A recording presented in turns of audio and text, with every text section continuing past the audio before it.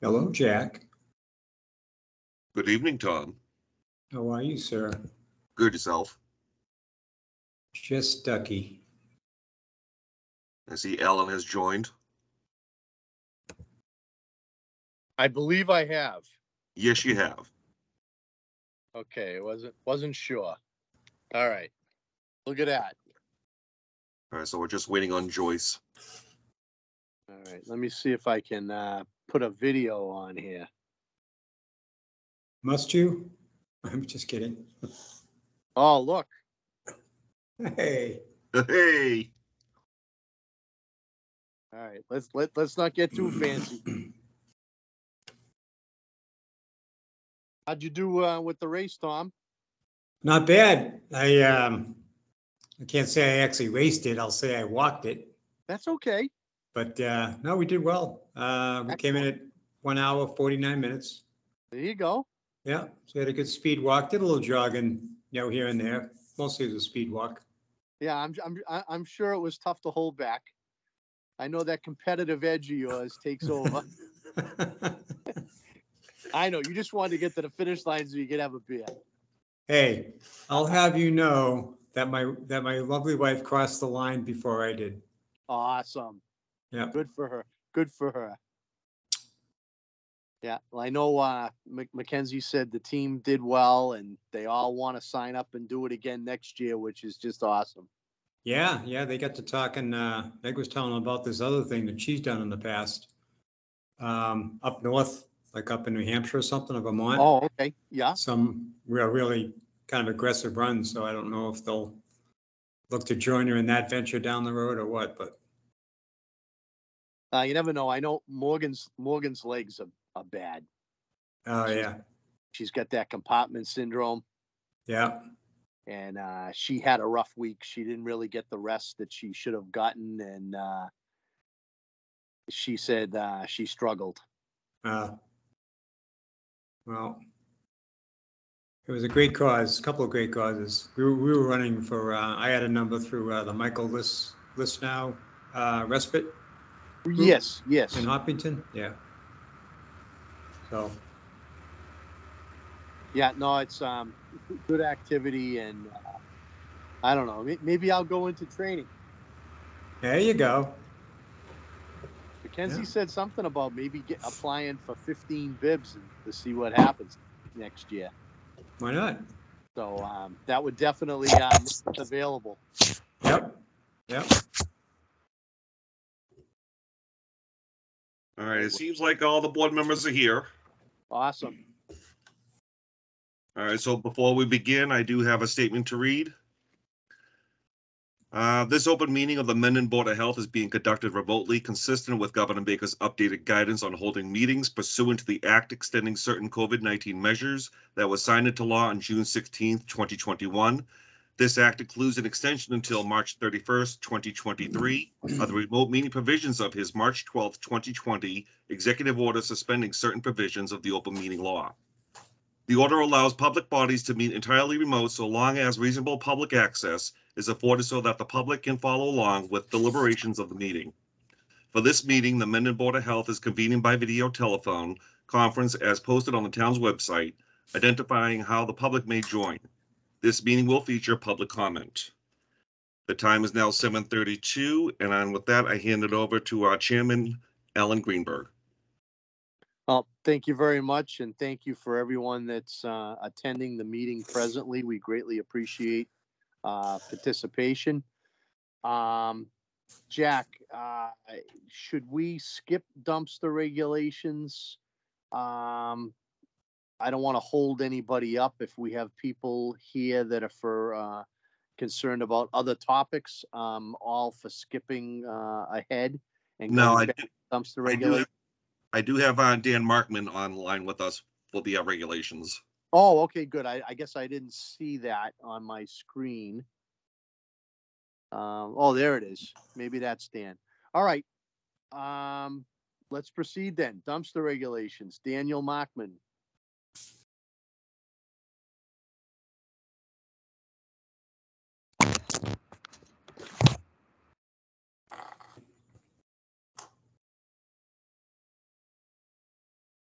Daniel Markman?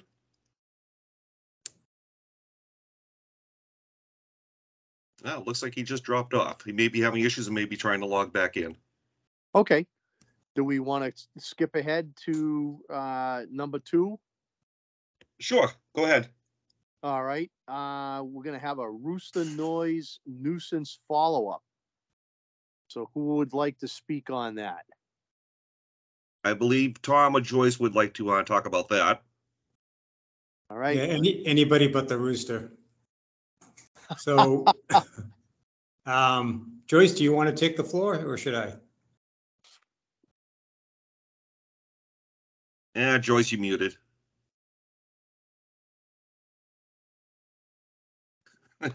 Joyce. All right, I'll get the ball rolling. So, and I believe everybody on the call, well, maybe not everyone, but just to go back a bit, we, myself and Joyce did visit the premises, 18B Neck Hill Road.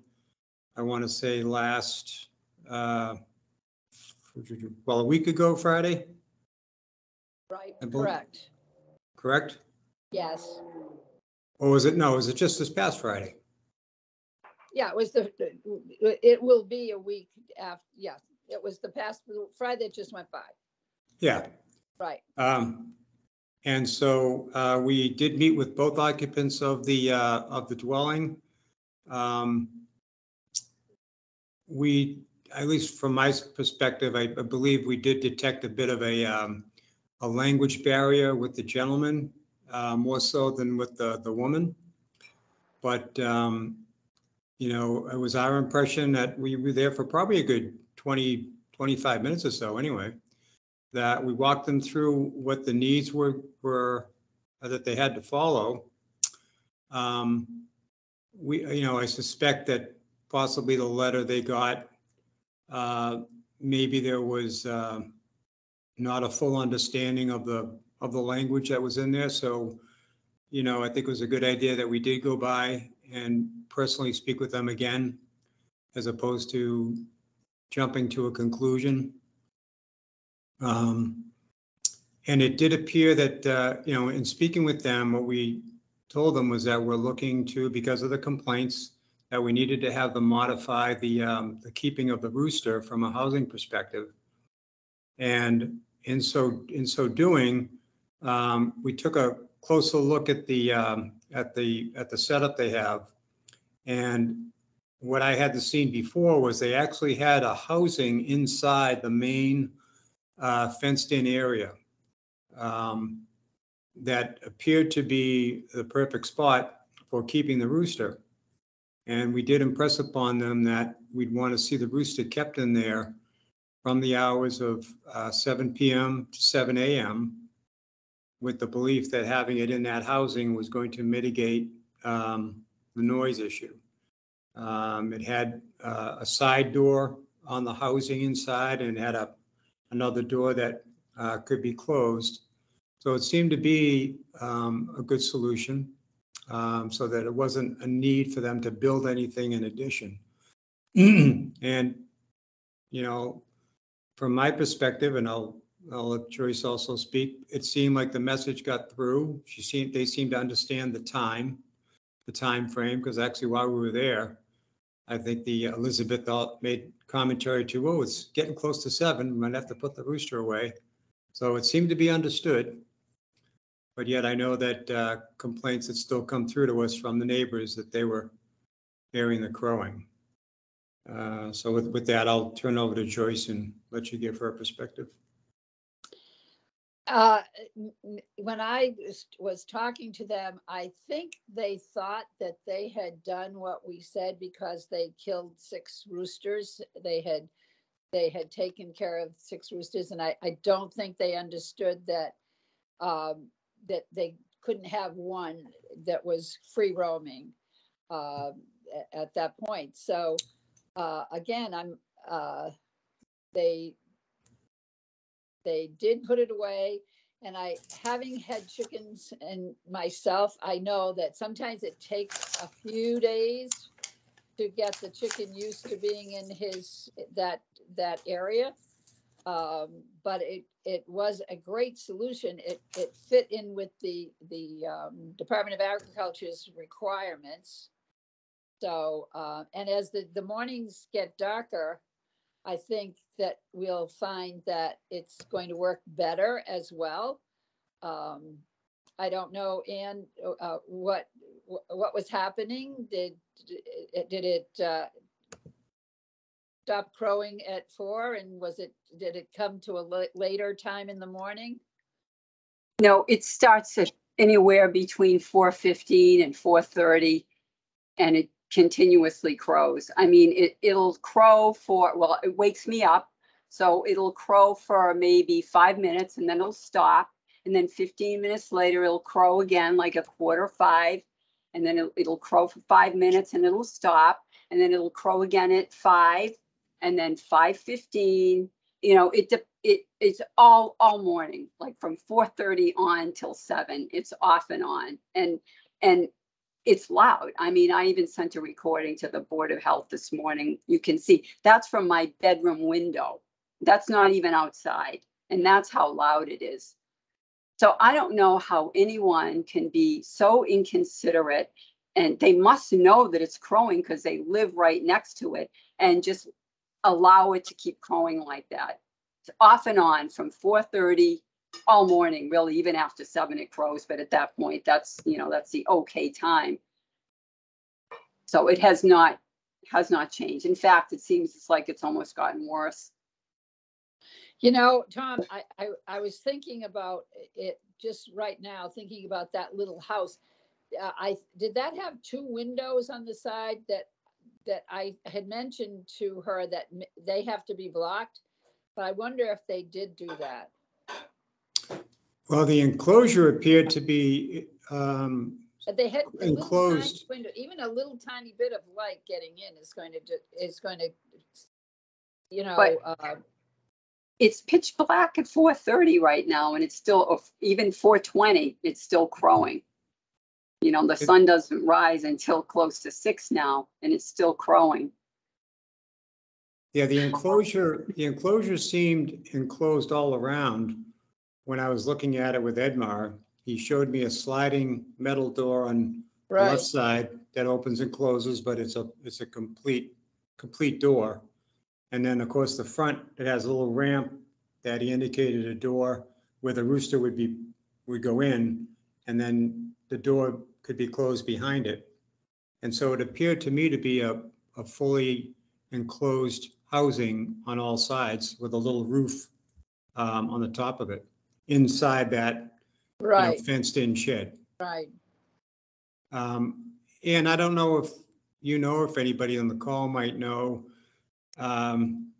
if you have a visual angle from where you are when you hear the crowing, are you able to view to see if by chance the rooster might be outside of the pen area?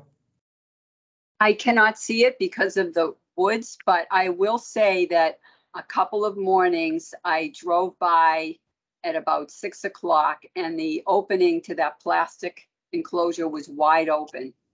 So it may have been actually because I was going to take my dog out for a walk. So it was probably, 6 o'clock, maybe a little bit before, and it was wide open. But that can be open. But because the little house for the rooster is behind that door, and it is in itself a closed thing. Oh, it's not okay. I'm just saying that the chickens can get out, but the rooster should be still confined until 7 o'clock. Okay, Alan would like to that house. Alan would like to have his hand up, so go ahead, Alan. Thank you.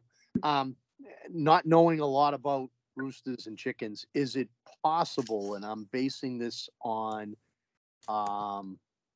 things that we've been told by the Ag Committee in the past while we've been discussing this, is it possible that this rooster has just learned such a bad habit that this particular rooster, we're not going to be able to correct it?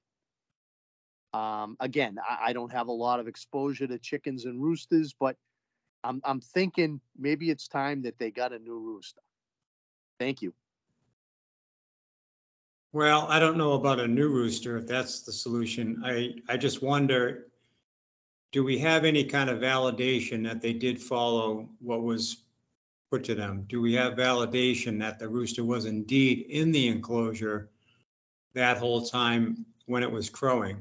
So meaning that, is it possible That it the got rooster out? was not, yep, that it wasn't in the enclosure? Maybe it was outside of the internal enclosure, but maybe inside the fenced-in area, which of course has been the issue because there's no soundproofing.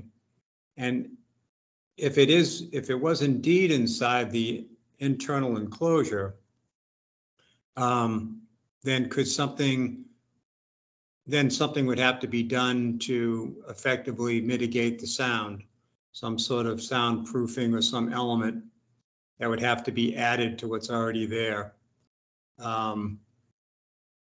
Is my thought. I don't mind going over tomorrow and talking to them again and making sure that they did follow all those same instructions. You know, and then because I mean, to me, it seemed a great solution because it was a structure that rooster could fit in and be locked up for the time, in the time period from 7 to 7. So I can do that. And then if they say to me, yeah, he crowed, then we probably have to think of another solution, which is probably to get rid of the rooster.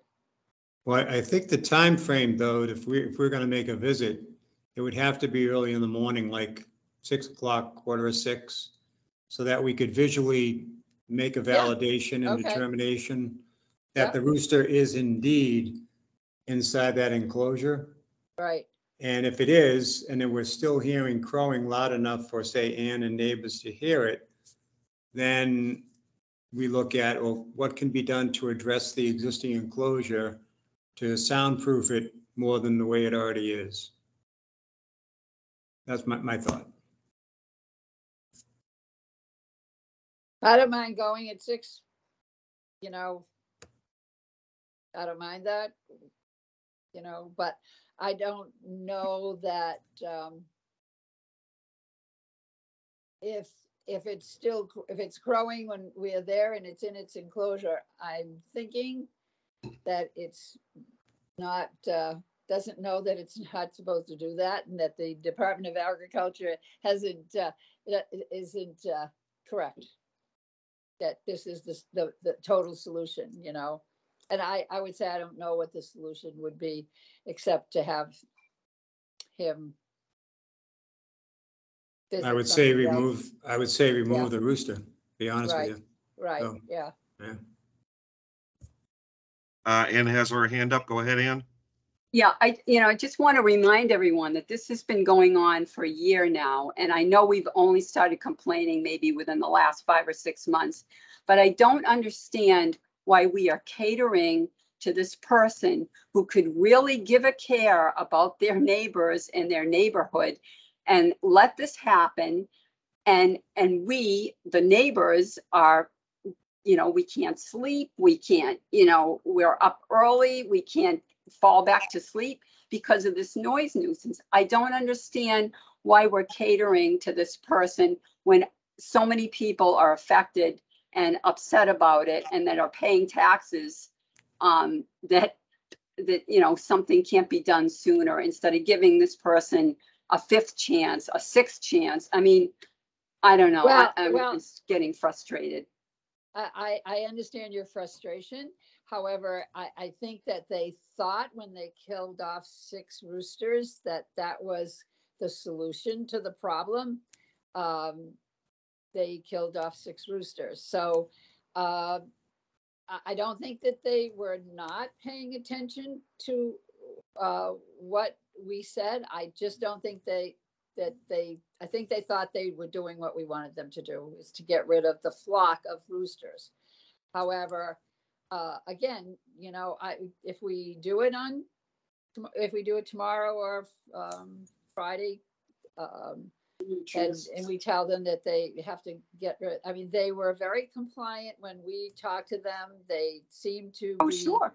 Oh, they'll be compliant, I'm sure, to your face, but, we have to live with it next door and hear it all morning from 4:30 till, whenever. I mean, Right. until How did he 7. understand to get the roosters the Yeah. first time? Yeah, if he understood to get rid of the roosters the first time, what doesn't he understand about keeping all of his neighbors up or disturbing the peace or the noise nuisance? I mean, this guy's got Yeah. too many chances, way too many chances. Because I feel the board is really catering to this person Mhm. who is non-compliant, hasn't done anything that you've asked. I don't know. Well, Well, having not been on the board for very long, I'm not able to say he hasn't done anything that we wanted because, again, when we went to see him, he did have the situation that we felt was meeting the standard, and he did kill 6 roosters. So he did try to solve the problem in my mind, but I know, having had chickens and roosters, I understand what you're saying. And I think that, just to say, somebody's got to go and tell him anyway that he's got to get rid of the rooster. So we would see what the situation is at 6 o'clock in the morning. Okay, we Maybe have he's Richard. just slow learner. We have Richard Green with his hand raised. Richard? Can you hear me? Yep, go ahead. First of all, thank you for looking into this. But I think what Ann has said is what you don't understand. Every day, the rooster wakes you up. This is incredible that a rooster has more rights than taxpayers.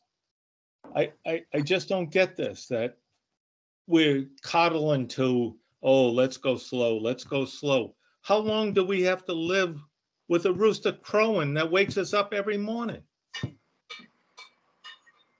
All right, Alan. Alan, would you like to chime in? Yes, thank you. As Joyce said, they have made attempts. I think what we were really trying to do is make sure that we covered as many situations as possible. We've been involved with this since the Ag Committee brought it to us. And like a lot of other things, without having regulations in place, we just can't enforce a complaint. And that's why there was talk of, having rooster permitting is what the Ag Committee was talking about.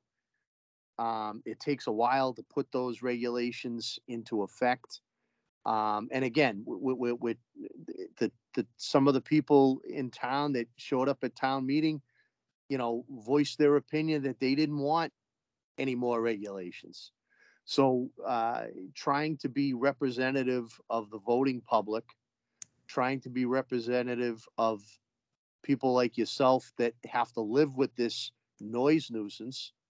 We're doing the best that we feel that we can do.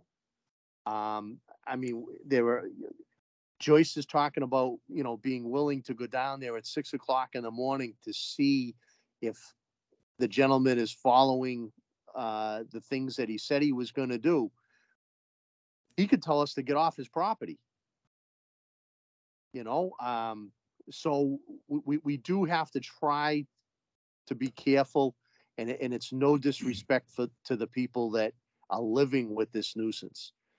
We're just trying to, proceed within our rights.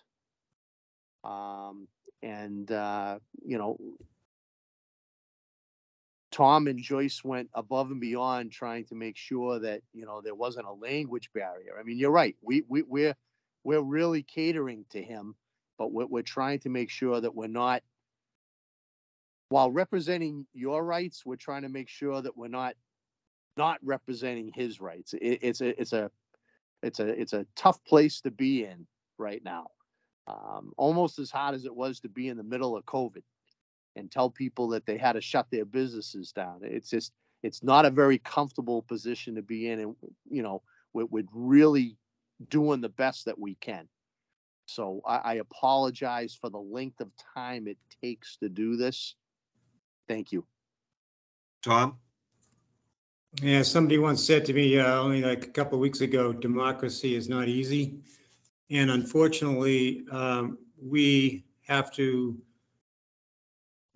handle things in such a way that we make sure that we do not put the department or the town in a bit of a legal situation. The dwellers have rights as well too. And I'm fully aware that you folks have been there in the neighborhood quite a long time and taxpayers, and you also have rights. I do believe, though, I would disagree that we have to have a regulation. I believe that we are acting on this as a nuisance, and that is afforded to us as a Board of Health. That's in the current structure, and we have the ability to take action. So I would just want to make sure, kind of like what we did the last time when we wanted to make sure if the individuals understood what was presented to them in the letter, we took that task or took that to heart and said, well, maybe there was not a full understanding. So we wanted to make sure there was. And, you know, based on that visit that we had, I believe that there was not a full understanding, at least of the letter from the written. It was written in English. English is not their native language. The gentleman definitely does not have an understanding of the English language from what it appears, but the young lady does, and she was the main communicator in the conversation. So I would simply just want to validate that they're following the guideline that we put forth. And if they are, then the question would be, do we want to give them an opportunity to correct the structure or to enhance the structure within that pen so that it does reduce the noise to a level that it doesn't irritate the neighbors? Or do we simply want to go to the point where, well, we're sorry, you're going to have to remove the rooster from the property because what you have in place just isn't sufficient? That to me would be the two remaining tasks that we could possibly follow. Okay, with that, I'll have Richard talk, and after Richard, we'll go back to Ann Mazzarelli. Tom, you had mentioned that you were in touch with a JD at a state agency. I don't know if you've been in touch with them again to hear any more. You might be And referring. also, can I just ask one other question? Has Yes. anybody contacted the owner of the property, not the renters? No, we did not include the owner in the communication, the letter, the cease and desist that was presented. We simply presented that to the dwellers, looking to see if they would comply. That's another potential avenue to take to make the owner aware of what's happening on the property. But no, the owner has not been made aware of what we're dealing with at this point. What about the JD? And I think it was possibly a gentleman, Michael Lugo, Richard, that maybe you might be thinking of at the Mass Association of Health Boards. Is that the group you're thinking of? No, you mentioned someone. I don't know where they work. You just said you reached out to someone, then they were on vacation when you tried to get back in touch with them. Yeah, that was Michael Lugo. Yeah, he's with the Mass Association of Health Boards. I presented the scenario to him. I haven't had a communication back from him since he's been away. I just had emailed him and I was looking for a follow-up from his perspective. Any thoughts as to where we should go? But I have not heard back from him yet. He was pretty, pretty direct when we first talked about our ability to act based on the current authority that we have without any kind of a quote unquote rooster regulation. Because this is, in my opinion anyway, this is a nuisance. And we can mitigate a nuisance even up to and including the destruction or removal of the nuisance. But that action would then take, we just would have to follow proper legal steps to do so. I just would not want to have it come back, where from a legal perspective, we did not follow proper protocol. I think so far, we have been more than fair in the process. And we've definitely given opportunity. So I don't think that would be an issue. In my mind, the board is not or hasn't been acting arbitrarily or capriciously in this matter. I think we've been acting based on justified means. So I'm not beyond myself looking to have that rooster removed if that's what it takes. But I would just say that I would just want to validate that, if it is in that housing and it's still being heard, which I'm surprised that in that dwelling to the same level that it is, which makes me wonder, is the rooster not being housed the way we told them it had to be? In which case, that's a clear violation of what we directed. And in my mind, that would warrant a removal of the rooster.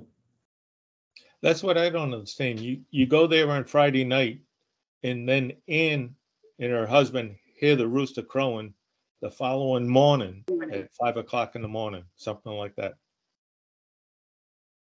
Yeah, unfortunately, we're not, our office only operates so many hours, during Oh, the I week. understand. You know what I mean? understand. So we didn't hear about that until Monday morning when Jack came in the office Oh, and saw the emails. So, what I'm saying is you were there and they didn't do anything to correct it, in my opinion. Yeah, that's how I feel too. well, we don't know we don't know that because when we left, it was just prior to 7. So we don't know if they actually did not do as we requested. That's what I'm kind of pointing out. If we were to go there early in the morning to validate if that rooster is indeed inside that internal enclosure or not, that's what I would that's what I would want to see for myself. That's why I'd want to make the visit very early in the morning when you're hearing the crowing, number one, to visually see where is that rooster? Did they have it in that housing? Or was it actually let out beforehand? All right, Ann, would you like to chime in? Yes, yeah, just, to Dick's point as well.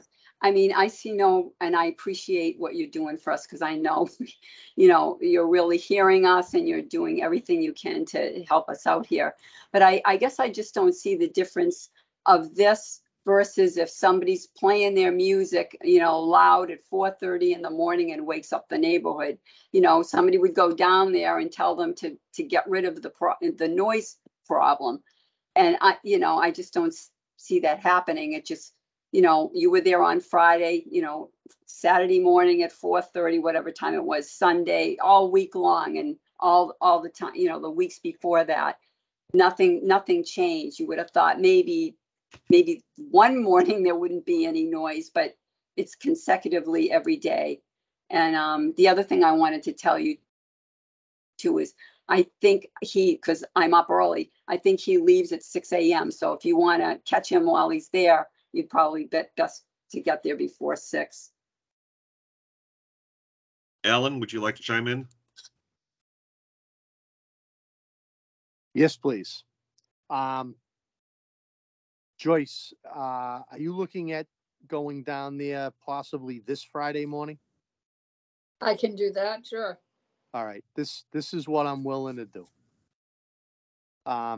Ann or Richard, and I'm thinking probably Ann. I will contact you privately, whether I come to your house and give you my cell phone number or whatever, but I will give you my cell phone number. And on Friday morning, anytime after 4 a.m., that rooster starts crowing, you dial me up. and I will come down so that I can witness firsthand what you're experiencing. Now, I don't think it would be a good idea for me to go too far onto the gentleman's property at that time.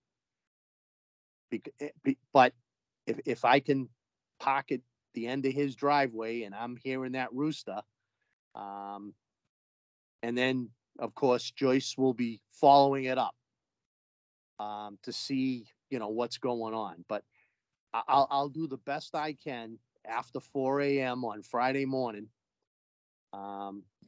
to, you know, come right down there. I'm not too far, and try to witness what's going on down there and to possibly see what I can see without overstepping my authority. But I will contact you privately so that my cell phone number is protected. Okay, the only problem with that is I'm gonna be away on Friday. I'm going away for the weekend. I mean, Sunday morning, Monday morning, all next week, I'm home, but I'm not here tomorrow, Friday morning. Richard, you want to stand in for her? No, I hate to do that. Yeah, I'm, you know, Yeah. At this time, that's the best I can offer. And the fact that Joyce is willing to follow up an hour or two later, you know, I just, I'm trying real hard. I don't know if you could, How about tomorrow morning? No. Yeah. I've got a full day of work. I need every minute I can get in the morning. I don't normally get up till around 5:30, you know, with the light conditions. If it's not light, I'm still sleeping. I don't know, you know, the rooster isn't, but I am. So, you know, I got a full day of work ahead of me. I really need to be at the top of my game. Friday, I can goof off a little. I'm sorry that won't work out. I'm doing the best I can. And let me just say this. I mean, I certainly think that I hope that you would think that we have the integrity to follow through in the proper manner. And again, you know, I understand what you're saying. And I think, I mean, they killed 6 of their roosters. Yeah. And I understand that. I understand. Just let me finish. I think they thought that was what they had to do. And so we will go there and make sure that what's happening and you know, I feel that, you know, we perhaps are going to have to put down the rooster, and we will do that. When we go there and he's crowing, I would guarantee to you that we will follow through on that. But again, you know,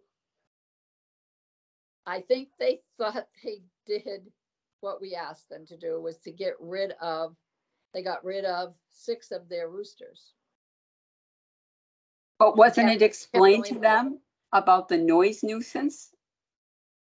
I mean, that's the whole idea behind this. I don't care how many chickens or how many animals they have. It's the noise nuisance of the rooster that's crowing every morning, starting at 4:30 or 4:15. Well, they knew based on the visit that we made, that Joyce and I made, and the visit that I had made previously with our health inspector in July, it was based on complaints from the neighbors. Granted, the first visit that I was at, the gentleman, Edmar, was not there. Elizabeth was, but that was, they understood, or she understood at that time, why we were there. And that was expressed again when Joyce and I were there. So that was the basis that was passed on to them as to what brought us to the site and why we wanted them to, why they needed to make an adjustment because of the complaints.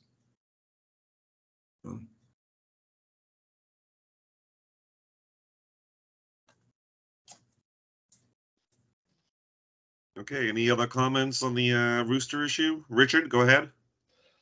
yeah, just, we're not able to fill in for Ann this weekend because we're away this weekend. But also, what Ann said, we don't care if they have 100 chickens, 20 roosters. It's the noise. It's the noise that wakes us up. I don't know how to tell you any more than that. It's the noise that wakes us up. So whatever you can do to help us, thank you. You're right. No, you're right, Richard. It doesn't matter the quantity. The noise is the noise, and the nuisance is the nuisance, whether it was from 1 or 6 or, 100. I think, but to Joyce's point, they had made an attempt back when the Agricultural Commission was involved, when it was presented, to try to mitigate from what they thought would be a solution by reducing the number. So just pointing out that from their perspective, some effort was made. It wasn't enough, obviously, which is why we're continuing, but some effort was made, on their part. I know it doesn't bring peace of mind being woken up, in the morning so early every morning, but Correct. we just have to take that into consideration. I understand where the view is that we're catering. I would like to think, I don't view it as catering. I think it's just simply trying to give them what I would call a fair and reasonable opportunities, as opposed to being what might come back and be considered being too heavy-handed and being an unlawful situation for a legal entity like a Board of Health to take a step beyond what they need to follow, right? When you're trying to resolve an issue, sometimes it's a step-by-step process, so that if somebody gets an idea that, hey, this board really overreacted here, they stepped outside their bounds, and somebody wanted to take legal action against the town for it, we'd want to make sure that we were in good standing. We followed the steps and afforded them the opportunities that would be considered, I would consider reasonable. It makes it very difficult. I know that's probably not of any consolation, but that comes into play, as part of it. Alan, would you like to chime in? Yes, thank you. Can you hear me? Yep. Okay, good. Want to make sure I'm not messing around here. I will still make an honest attempt to try to get down there as early as I can on Friday morning. Like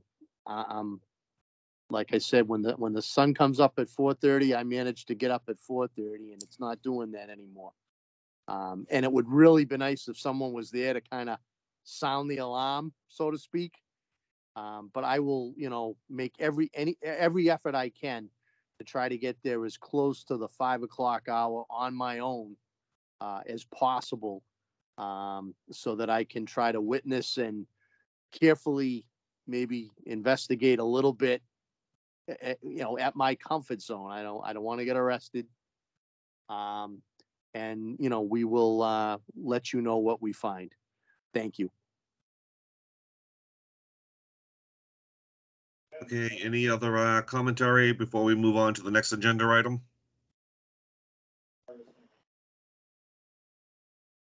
No? Okay, thank you everybody for attending the Rooster nuisance. Richard, thank you. Ann, thank you. Thank you. Hang in there.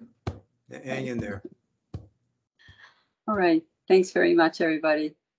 Okay, Take care. Bye-bye. bye. All right, Mr. Chairman, we do have Daniel Markman back online with us about the dumpster regulations. Excellent. Daniel, I believe all the board members have a current copy of the regulations in front of them, myself included.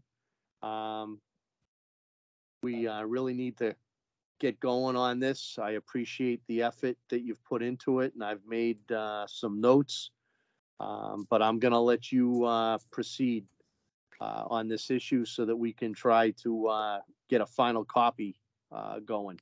Thank you, Daniel. Not a problem. Thank you very much for the opportunity.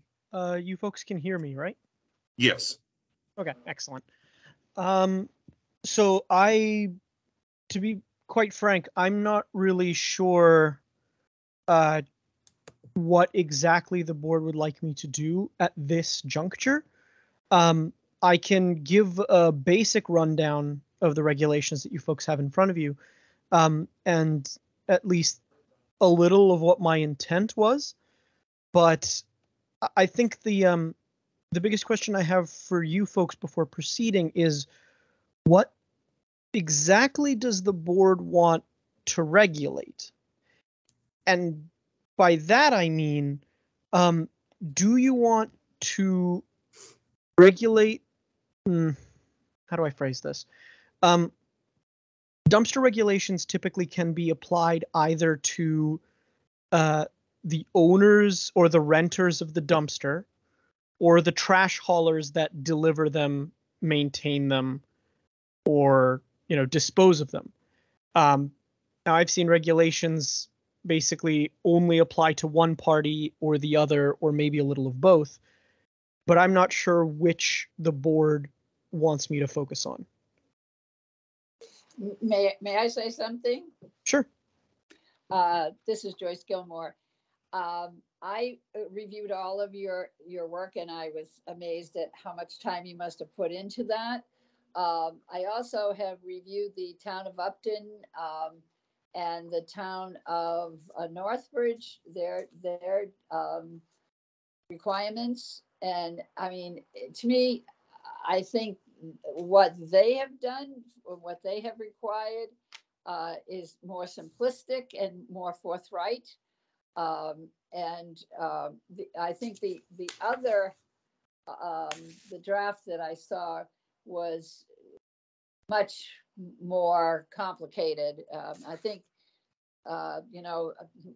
we always used to say this, keep it simple, stupid. And I'm thinking that in this case, simple is better. And I like both of the regulations that they set up for the town of Upton and Northbridge. It's actually funny you should mention that. The regulations as presented are almost verbatim, with minor adjustments for formatting. The regulations for dumpsters and trash haulers from the town of Northbridge. Right. So all I did was put them together in a single document, as opposed to what Northbridge does, which is they separated out a regulation for trash haulers and a regulation for dumpsters. I'm not actually sure why they separated them, since they relate back to one another very strongly. But nevertheless, Northbridge separated them out. And because Northbridge's health department puts all of its regulations under a single document, the sections for severability, enforcement, variance, those are typically excluded from the specific subsections like trash haulers, food establishments, etc. So if you strip away the administrative details, the regulations I've actually created for you are largely the same as what Northbridge had. I was using them as a bellwether. Mm-hmm. The only thing that I did was reformat them slightly so that they functioned as a single regulation, as opposed to two separate documents referencing one another. And obviously I put in the administrative sections because, the way that Northbridge formats its regs and the way other towns format their regs is different. But I can definitely simplify it further if you'd like. Just let me know where and I'll make the corrections. Tom and Alan, have you had a chance to review the regulations at all? I have, yes. And wasn't it you that was basically saying that we just basically want to do residential dumpster regulations? Well, from a view perspective, I am not fully on board with a regulation that encompasses both commercial and residential, to be frank. I could see the focus of a regulation, at least initially, being what I would call for temporary residential usage. And I guess I would ask in follow up to that, Jack, were you able to find out if there was any other existing regs that exist in other elements of our town regs, such as bylaws, zoning, building, et cetera? I did Got go, dumpsters? the only ones that responded back to me was the zoning board. Let me find that email. Give me 1 second. Yeah,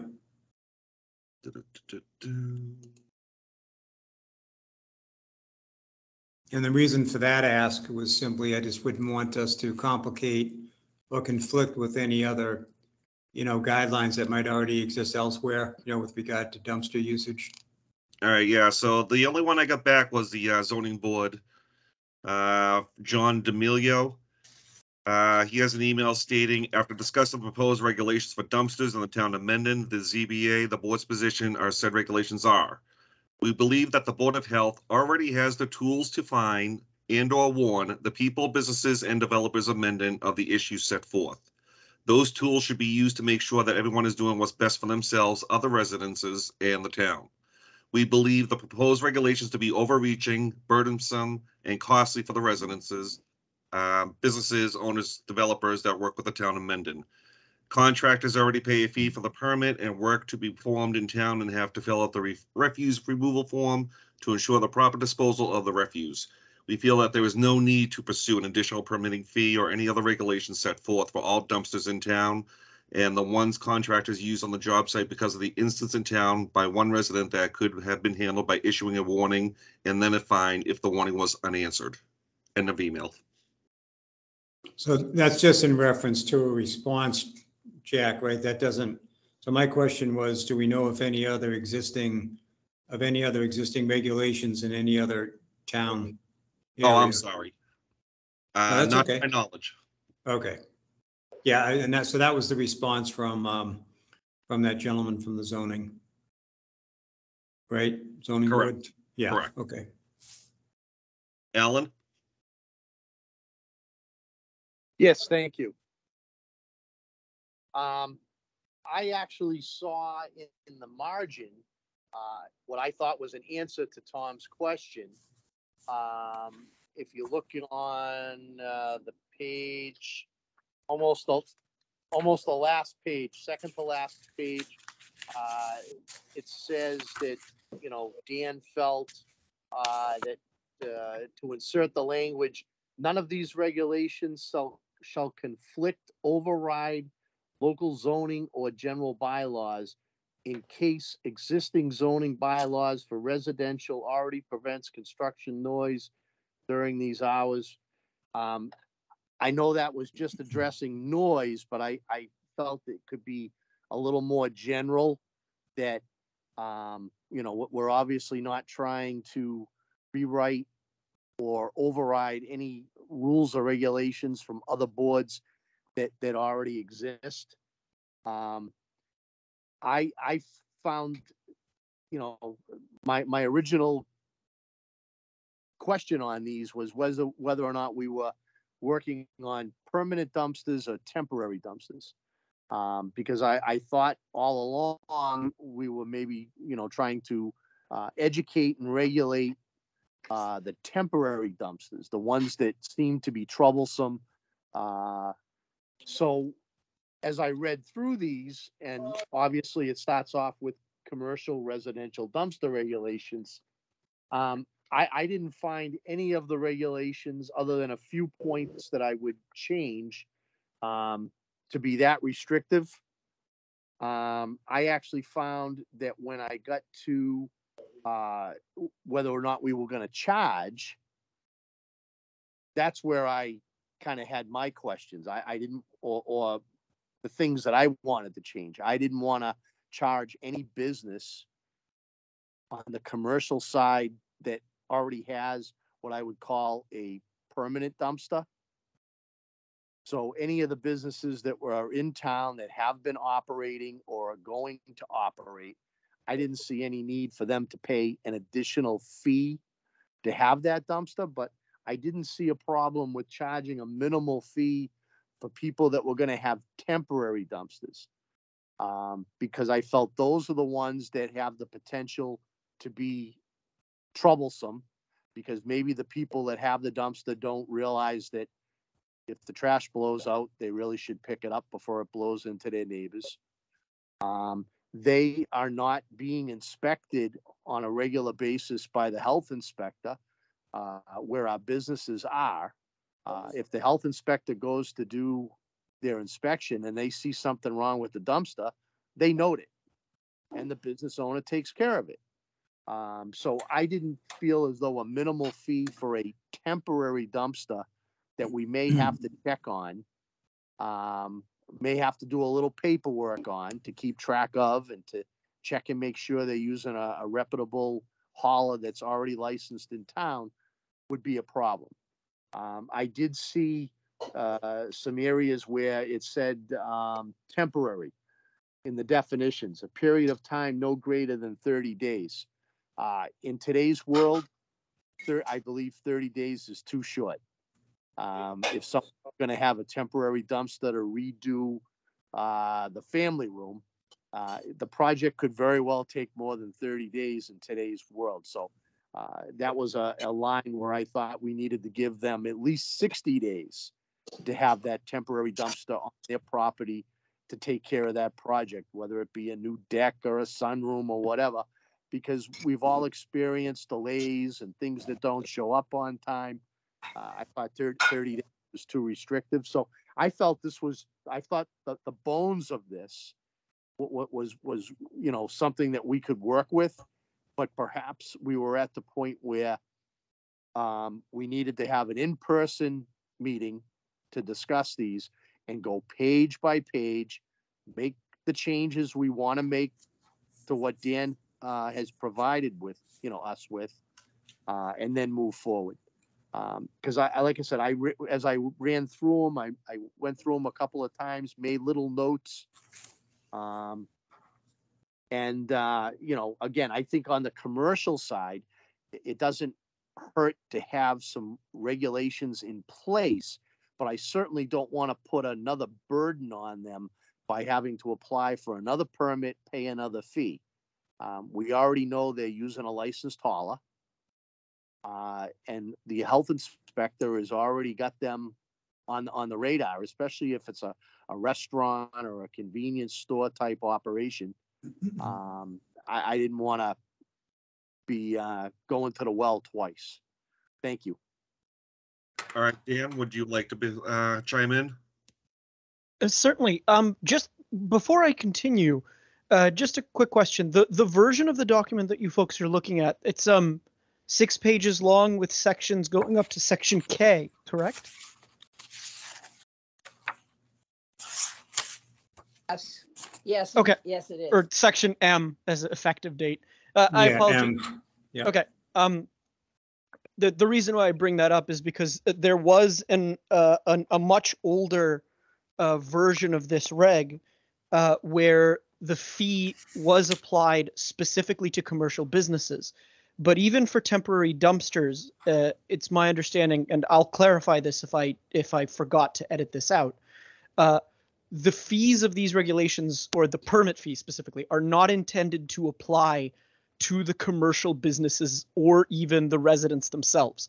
The permits for a temporary dumpster are applied by whatever hauler they are basically they are requesting to that they are hiring. And in addition, if a hauler already possesses, this is based off of Northbridge's model, if a hauler already possesses a permit as a fully licensed trash hauler, or if they have a permit as a construction demolition debris dumpster hauler, they can basically rent out temporary dumpsters whenever they want with no additional fees. The intent of having the temporary type is that I do know that there are certain haulers to which it's not convenient to apply for a full annual dumpster when they're only going to be in town for 1 or 2 days for singular customers, just because they don't have the logistics to do that. And so that way they can still get a permit, but they don't have to be saddled with providing as much paperwork as they would for an annual. So none of these permit fees will be applying to the actual businesses that are housing the dumpster. And in addition to that, to your point about temporary, so in the definitions, it does specify that temporary is a period of 30 days, but in the I believe in the section on permitting for allowances for a temporary dumpster, it does specify that they can request, if I remember correctly, that they can request an extension for an Yes, additional 30 days. Yes, it did. Yes, it did. Yeah. So right now, that would require additional payment. But what I could do is I could edit that to just by default assume 60 days. Or rather, it has a default start of 30 days, but they can request an extension to 60 with no additional fee. So that I would see no trouble or difficulty doing that. It would just be a matter of changing the language. Okay, Alan? I would say, to me, it would be that you would say a period of time no greater than 60 days. And that gives them, again, as Alan said, when you're building a garage or putting on a patio and all that sort of things happen, and that gives them more time than they probably need, but it seems to me better than, not enough time. Okay, go ahead, Alan. Thank you. Yeah, Dan, my apologies. I wasn't getting that out of the regulations that you produced for us.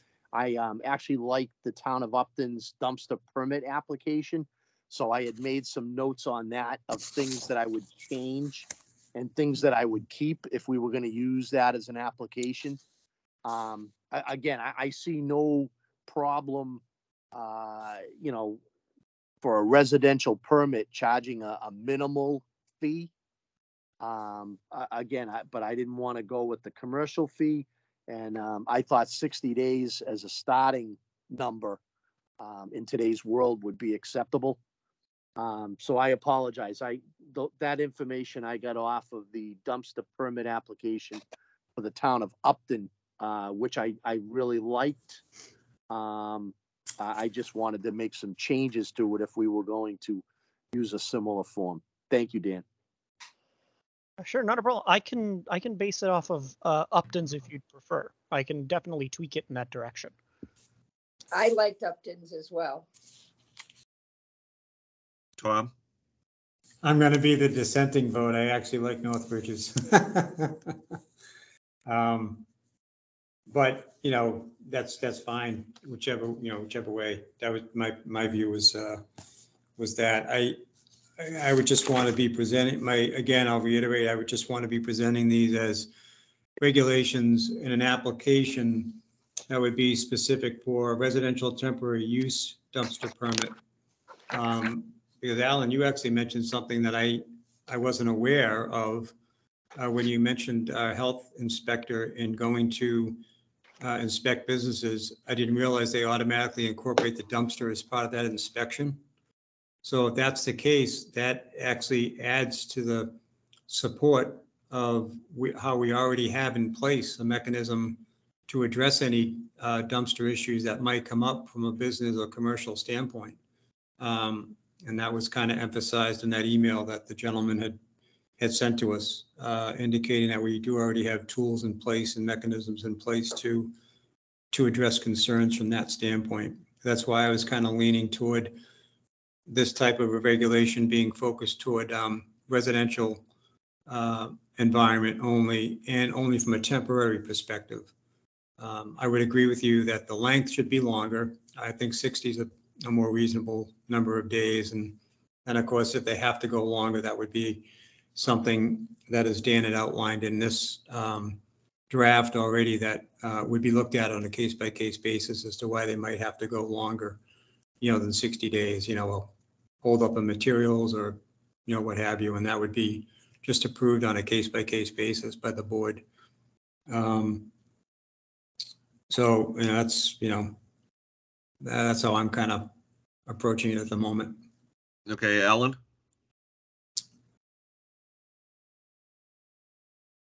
After Alan, we'll get back to you, Dan. Thank you. Yes, it's my understanding that when they do an inspection of a eatery, a restaurant, someone, convenience store, that the dumpster would be included. But that's just my understanding. Dan may be able to shed some light on that. However, that doesn't mean that our other businesses in town that have dumpsters that don't get inspected by the health inspector might have dumpsters that are not as desirable as we would like them to be. And obviously, we're going to hear about those dumpsters. Tom, you've had firsthand experience with this. When there's a complaint that, trash is blowing down the hill. And, at that point, if these regulations did cover commercial dumpsters the way I'm reading them, because I didn't think they were too restrictive, and a lot of language, like I had mentioned, having to put a dumpster in an enclosure. That's not a definite. That's something that the Board of Health can direct if they thought it was necessary. So that doesn't mean that someone that has a dumpster that's in the back corner of their parking lot, if these regulations were enacted, they're going to have to change their setup, which was my concern. I didn't want someone to have to pour a concrete pad and, put a chain link fence all around it. And as I read through the details, it seemed as though, if I'm understanding the language correctly, that's not a requirement, but the Board of Health would have the authority to ask for that if there were problems. Thank you. Okay, Daniel, Yeah. Oops, sorry. raise your hand there, mister. I did, but it keeps getting turned off. Are you knocking my hand down, Jack? Well, once you start talking, I take your hand down so I know who's next. Oh, I'm just waiting for you to call on me. I'll call on you after Dan. Go ahead, Dan. Okay. I couldn't have said it better myself, Alan. It's true. We only check up on dumpsters for food establishments, but there are plenty of other businesses that can have dumpsters, and those dumpsters can definitely create issues. Now, just off the top of my head, when I first started working in Reading, there was it was a store that sold furniture, relatively small business, but they had allowed trash that wasn't construction debris. It was commercial waste to build up to such an extent behind their property that it was starting to cause a rat infestation that was going into other businesses. And that was very difficult to tackle. We would never have inspected that location because we don't permit those kinds of businesses, but they still have dumpsters. And even though that can still be triggered under nuisance, it's my understanding that having a local regulation that's specific to a certain issue is preferable for when enforcing, because it allows you to be a lot more, specific. Usually, if a fine is challenged before a judge, being able to cite a very specific regulation will be much better for the town in that court dispute than just trying to extend the authority of the Mass General Law covering nuisances, because that is vague and broad as kind of like something that we can have in our back pocket for emergency niche cases. The intent was always that towns anticipate problems they would encounter frequently and take steps to sort of mitigate them on the local level. So while it is true that there is some redundancy, this redundancy is more to allow the town to exercise their authority more properly, I guess. Not sure if that's the best wording. But Alan, you are also correct. In the original draft, that wasn't the case, but I edited it to match Northbridge's. The enclosures and any other stipulations are things that the board can require if circumstances occur that would necessitate it. So if you have a dumpster that's giving off a lot of offensive odors because there's a lot of food waste, you can have that cordoned off.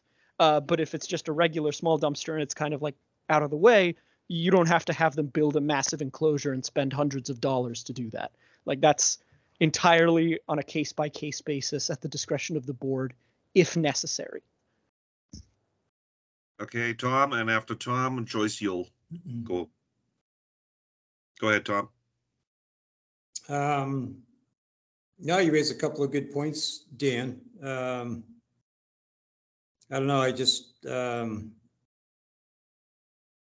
think there's mechanisms that exist already under the Board of Health Authority that allow us to take steps that I hate to double up on regulations and guidelines if things already exist. I see your point about a specific regulation existing.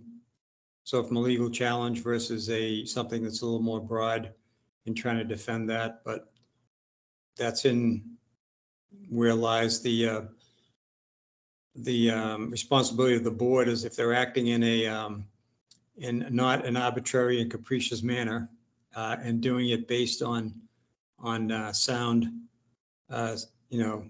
sound mechanisms, it's defendable from a legal standpoint, and case law supports that. Nuisance being the reference I'm making there. So, good points. Back to you, Jack or Ellen. Joyce, go ahead. I in particularly liked a couple of the sections about the commercial thing, which was having a top that's either screened or tight. I think that's a real plus for keeping the rats out and doing those things to make sure that those dumpsters and I think, quite frankly, all the dumpsters should be able to be, at the end of the day, closed up, tightly. Okay, Ellen. Okay, so I guess, we've come up with some good points, things we like, things we don't like. I know that I had some things under permitting, section D and section G that, I thought we could, eliminate. I didn't think we needed to necessarily know the make model of the truck that was going to do the hauling or what their total tonnages were by the quarter. So we probably should review these some more, make our notes, have an in-person meeting, and try to go through this to get to the point where we have a final draft in our hands so that we can, proceed. And again, originally I thought we were heading in the direction of regulations so that we could control temporary dumpsters, but I like what Dan has here, and I think it's okay to include commercial dumpsters, provided we don't over restrict them. And I didn't think that anything that Dan had here was going to over restrict what they're already doing. So in this format, I don't have a problem calling it commercial and residential dumpster regulations. Because as I mentioned before, some of the things that are in here are at the board's discretion. So, if there was a problem, if trash was piling up all around the dumpster and, becoming unsightly to the neighbors, based on what Dan has presented here, we could say, okay, fine, clean it up. And if you can't clean it up and keep it clean, the next step would be that you'll have to enclose the dumpster. If you're going to have things that aren't going to be put in the dumpster, things that are going to be put beside the dumpster. But I think it's probably something we need to do section by section at an in-person meeting so that we can really focus on it and get it to the point where it's going to be a final draft and we're going to finally get something in place, even if it's not 100% where we think we may need to be in the future, because the town is changing. And, you know, as we've spoke, there are going to be housing developments, et cetera, things that we haven't experienced before, that we may have to go back to the regulations and tweak them to cover these new exposures that none of us have seen before in the town of Mendon that may be coming down the pike. But we've been working on this for a long time, on and off, and we really need to get something in place. So that's what I'm proposing is, you know, an in-person meeting where we focus on getting that accomplished. Thank you. Okay, Tom? Yeah, I would just say to Alan's example of the, you know, trash hanging outside of a dumpster and spilling out all over the place. I would look at that as a violation of an already existing sanitation code issue, to be honest with you. That falls under already existing Board of Authority guidelines. So again, you know, does a regulation make it a little more specific? Possibly, but again, I try not to compound regulation upon regulation upon regulation, because God knows we have enough of those quote unquote laws out there now where we have laws upon laws upon laws, and the effectiveness of it, you know, is still in question. So I think it's all about the application of enforcement. Once you have something to work on, I think it's about the direct application of the enforcement piece that gets applied by the entity that's handling the issue. That's all. Okay, Joyce? Could I make a motion? Absolutely. So I'd like to make a motion that we in fact do continue to review these, and at the next meeting when we're in person to go through them and discuss them and do an act upon them at that point. I'll second that motion. All those in favor? Aye. Aye. Aye. Very good. Thank you. And hopefully, you know, we can, we will have to have only a few items on the agenda that night so that we can really focus on this and get them to the point where we can get them out there, and our health inspector people will be able to utilize them if necessary. Thank you. Well, I would throw out this option too. We could also just do a special meeting just specifically for this topic only, That's what I was thinking. you know? I'm not opposed to that. Me either. If we need to block off, you know, meeting time in person, just to get that accomplished, then I'm all for it. All right, I'd like to give Daniel the last word on this topic. Daniel, do you have anything more to add? Nope. Just thank you very much for your time. Thank All you, right, Dan. thank you. Thank you, Dan. Yep. All right. Do we want to move on to item number 3, Marchand LLC dumpster application review? Yeah, so as you all know, Michael Marchand has presented his dumpster application permit. And then during the review, Tom and I have noticed that something wrong with the certificate of insurance, and Tom had me contact the insurance company. Insurance company responded back saying that certificate was invalid, and they did not service Marchand and his companies. I reached out to Michael Marchand, let him know that we would be sending a cease and desist letter. He received that cease and desist letter. He contacted me via email apologizing that he sent the wrong certificate. He did submit a new certificate with a new insurance company. I did reach out to that insurance company, and they did validate that his insurance is current and invalid with them. So the question is now, would you like to approve the the dumpster application with the new insurance certificate. Alan? I think my initial confusion is that when Michael Marchand Jr. came before us a few years ago in person with Michael Marchand and his attorney to apply for a permit, we were told that Michael Marchand Jr. was now in charge of the operation. So I guess I'm confused with which Michael Marchand I'm doing business with. That would be my first question. If I may respond, I believe it's Marchand Jr. Okay. Thank you for clearing that up for me, because that would go along with what we were presented that evening. I think my only other question would be the insurance company that now insures them.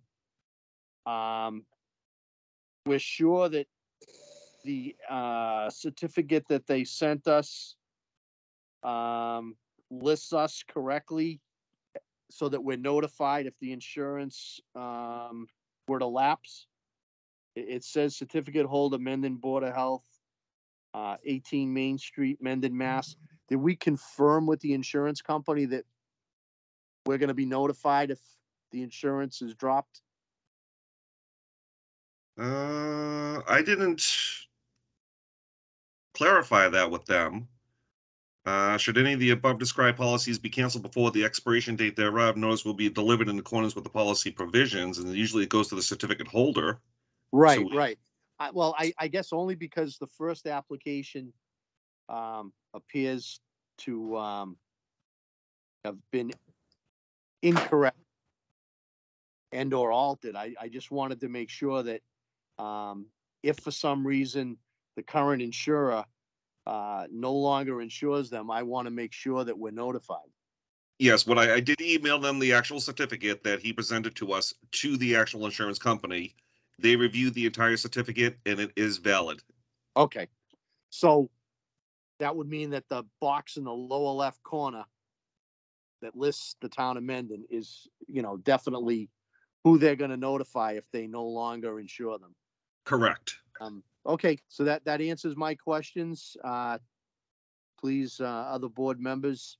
Tom? Tom, do you have your hand up? So please speak. I was just going to say, I would actually, in this particular case, I'd actually like to include Board of Health in that certified holder box, as well as the town of Mendon, to be honest with you. Okay. No, I think that's a good idea, because as we know in the past, Tom, sometimes things may go to the town of Mendon and may take a Right. while to get to the Board of Health. So I think adding that detail will definitely make sure that if anything were to change, that it would get to us. Thank you very much. Okay, Joyce, do you have anything? No, I agree. I agree with everything everybody's saying. Shall I make a motion? Motion away. Okay, I make a motion that we accept the permitting for Marchand for his dumpsters and make sure that everything is as we said, that we're notified if things go awry. I'll second the motion. All in favor? Aye. Aye. Aye. All right, so I would just like to confirm with my board that once I have the new certificate from the insurance company listing the Mendon Board of Health, 18 Main Street, Mendon, Mass, that the application has been approved. Yes. Yes. All right, thank Yeah, you. and that assumes, of course, that all the other requirements he's met, which I believe he already has, that this was the only one that was pending. Correct. Right. All right, thank Okay. you. Thank you. Okay. Mr. back Chairman, if I point- make a suggestion, Yes, Jack. instead of talking about the other topics, we do have an issue that wasn't anticipated in 48 hours, and that's a rat issue in the town of Mendon.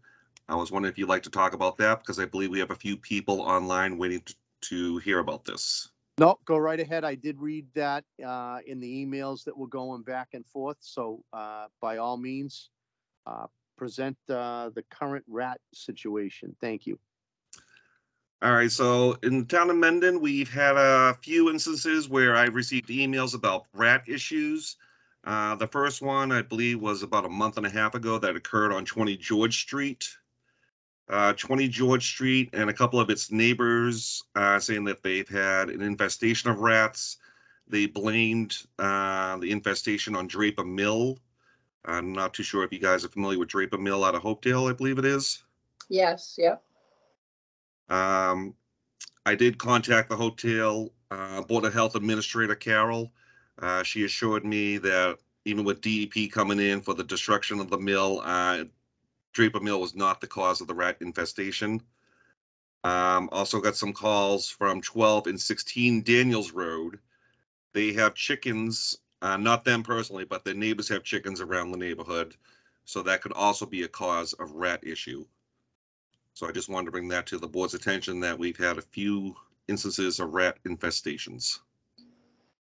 Anybody on the meeting tonight would like to raise their hand and speak on the rat issue? Please go ahead.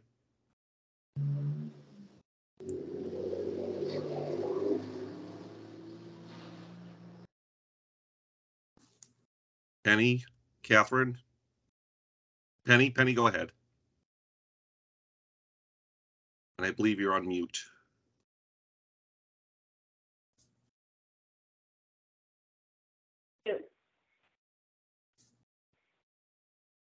Penny, I believe you're on mute.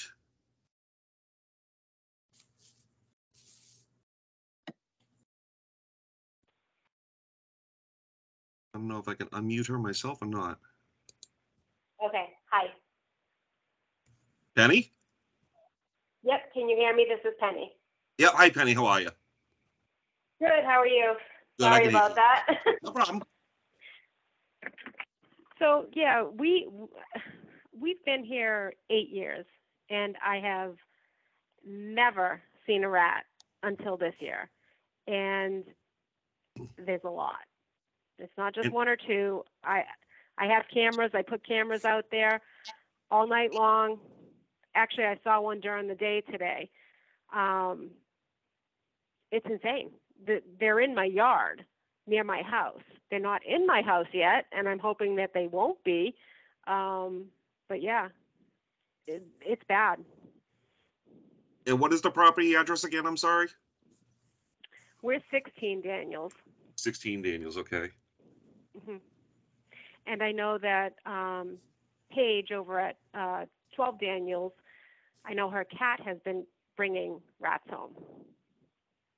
All right. I see Richard. Richard, you have your hand up? Yes. We found a dead rat in our yard this week, and our neighbor across the street on Daniels Road found a dead rat also this week. Were you able to hear that? I did, yes. I'm sorry. I'm just writing Okay. as we're talking. Yep.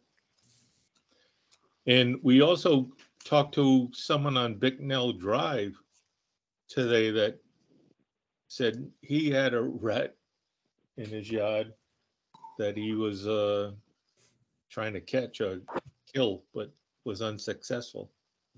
Okay. This We is also Penny have. again. I know it. Sorry. Oh, go ahead. No, I was just going to say, I know it's not just one rat. I have seen on my camera multiple rats at once, one after the other, coming out of the holes. Okay, we also have Henry Matthew. Henry, would you like to talk about this? Henry, you're probably on mute.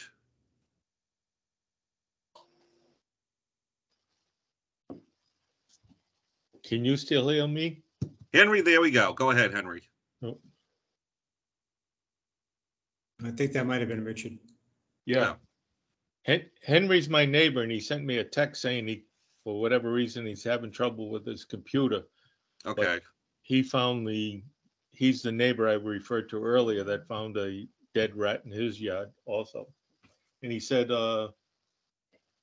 had no marks, showed no violence, it was just dead. okay, I have Catherine with her hand raised. Hello.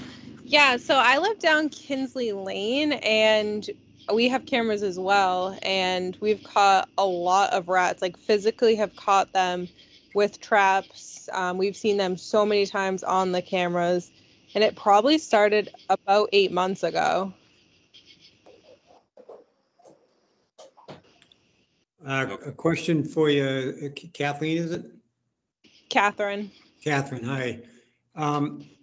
Just out of curiosity, because this has been raised in conjunction with folks who have been complaining about rats.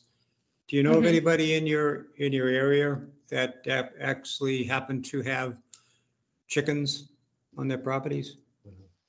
Yeah, so we do have ducks and there are a couple neighbors that have chickens, but we always, take their food in at night. We always clean up their pen. We practice really good husbandry. I mean, obviously I can't say for others, but we do everything in our power to make sure there is no food source for them. And they are still, obviously they multiply very rapidly. But, we do everything in our power to make sure that they don't have a food source. But of course, I can't speak for the rest of the neighborhood. Okay, yeah, that's, the chickens have been a common association that's been raised. So folks who have been reported rats, like the folks on George Street, you folks on Daniels. Of course, we know you have one resident there that has obviously chickens nearby. There's been made an association of chickens, those who keep chickens and rats. Again, Rats are just, good practices are the key with regard to food and how the food is contained, because I think it's the food that is more of an attraction than it is the chickens themselves. I was curious. Okay, we have Penny with her hand up. Penny? I was just going to say, as far as how fast they multiply, we are putting down, and we're hoping that because I don't want to use a secondary kill poison, because we used to have tons of owls and hawks. I don't see them anymore, so somebody must be putting down secondary kill and killing off the natural predators, because we just don't see them anymore. So we've been trying to put down stuff that doesn't cause secondary kill, but I don't even think it's causing kill at all. And in conjunction with that, there's something called ContraPest, which is a birth control for rats. They drink it, and it makes them not able to have babies, so they can't multiply as rapidly. It's supposed to knock the population down, over the course of time, like by 90%. I know other towns have deployed such a thing in the town, like the town of Newton, I believe, has deployed ContraPest to try to knock the population down. But again, it's something that has to be put out. They have to drink it. They do really seem to like it. But it has to be continually put out until, I think rats live 6 months to a year. So it would probably have to be put out over a year to significantly knock the population down, where they can't, keep having babies, because 2 rats can populate 15,000. They can have 15,000. 2 rats can make 15,000 rats, because they're able to have babies after 2 months. So they have a litter of pups. They'll have, anywhere between, I think, 6 and 8. And then they can keep multiplying, they can have multiple litters in a year. So it's actually really scary how fast they can populate. Okay, thank you. Joyce? I I'm just wondering about bird feeders as well. Do you have bird feeders in all of these areas too? Or have you taken down the bird feeders? I have taken down my bird feeders, and I took them down before I even saw the rats because I had a raccoon who was stealing stuff. So I got rid of my bird feeders. We actually had a vole problem to begin with. Yes. The voles disappeared, and all the voles are gone because we were putting down the stuff to get rid of voles and not kill stuff, just stuff to drive them away. And it either worked or the rats chased them away. I don't know what happened, but my bird feeders have been gone. Yeah. All right, thank you. Alan? Thank you. Penny, where are you from? Daniels Road, Okay, what number? 16.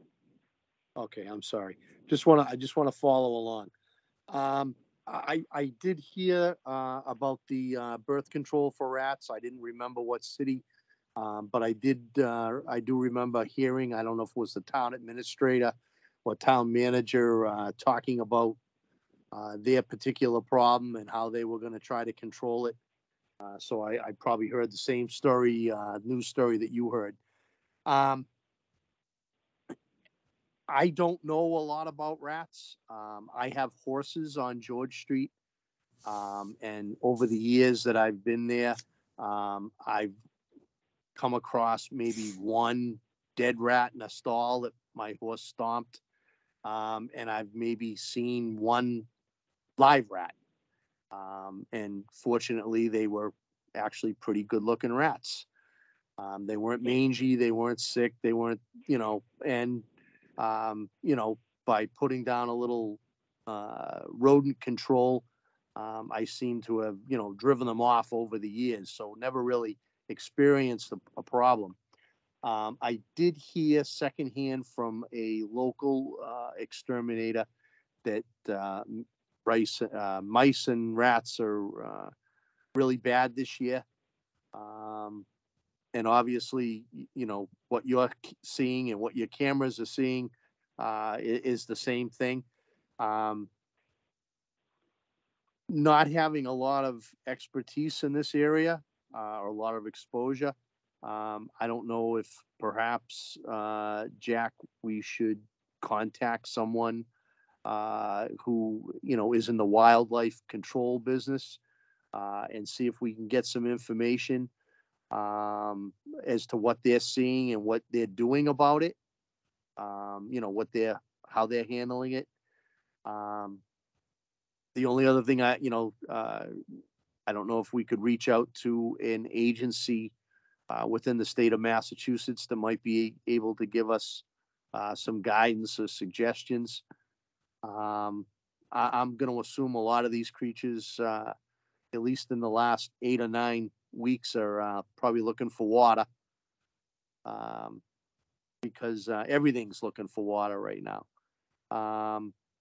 But, other than hearing things that we've already talked about, bird feeders, chicken coops, and trying to control the food that gets spilt or how the food is stored, I don't have any firsthand suggestions.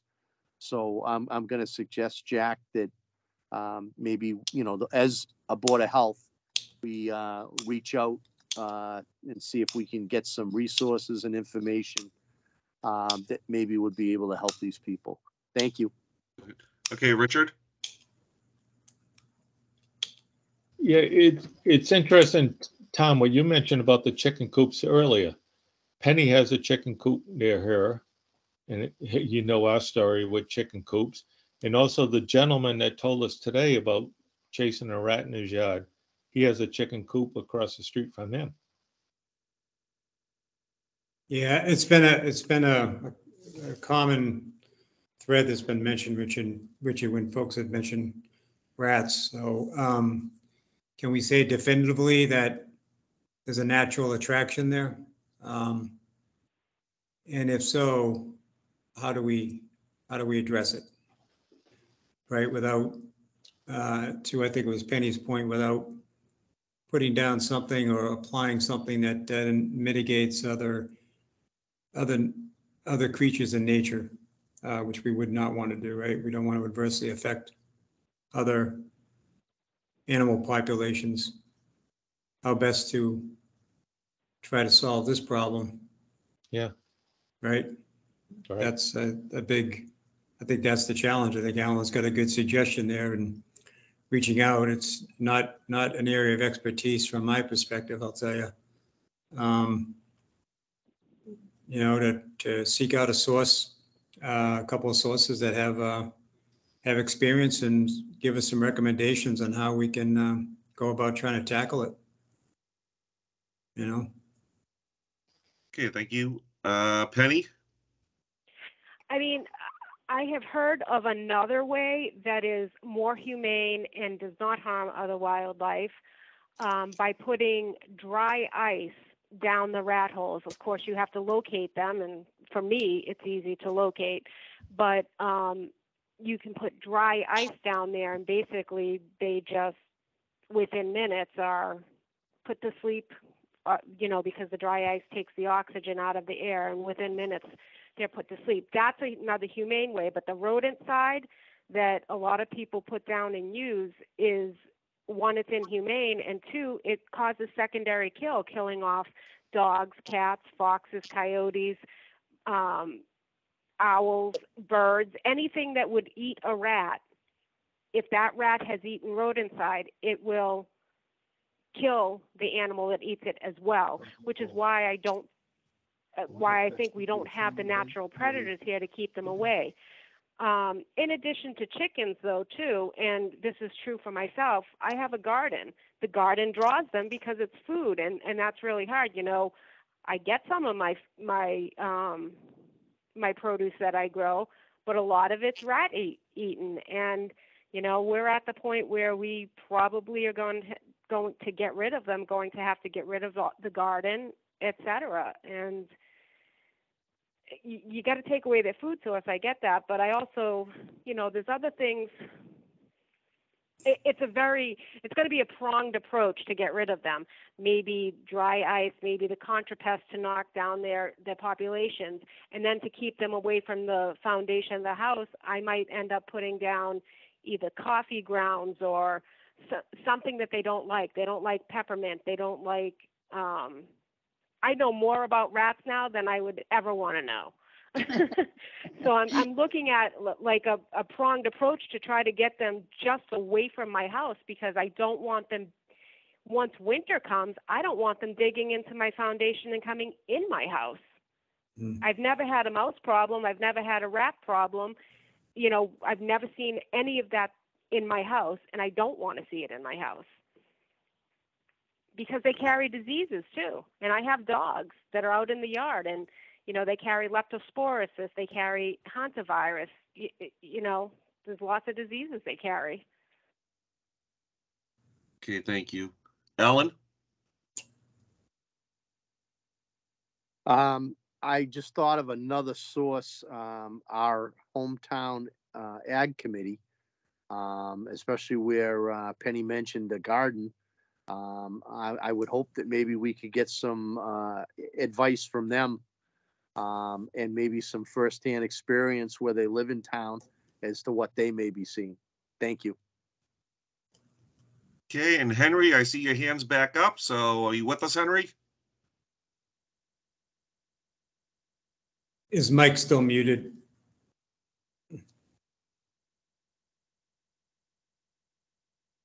No, Henry? Yeah, he's there. His mic's still muted.